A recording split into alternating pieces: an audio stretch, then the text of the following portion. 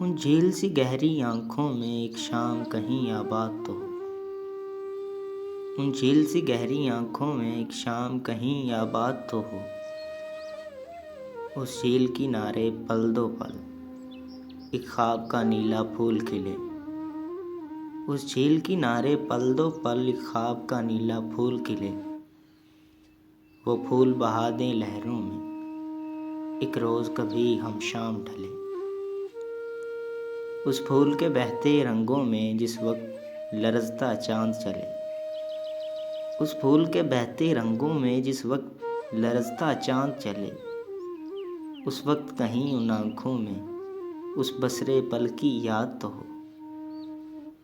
ان جھیل سی گہری آنکھوں میں ایک شام کہیں آباد تو ہو۔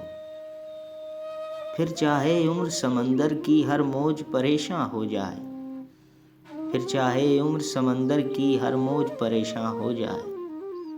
پھر چاہے آنکھ دریچے سے ہر خواب گریزاں ہو جائے۔ پھر چاہے پھول کے چہرے کا ہر درد نمایاں ہو جائے۔ پھر چاہے پھول کے چہرے کا ہر درد نمایاں ہو جائے۔ اس جھیل کنارے پل دو پل وہ روپ نگر ایجاد تو ہو۔ اس جھیل کنارے پل دو پل وہ روپ نگر ایجاد تو ہو۔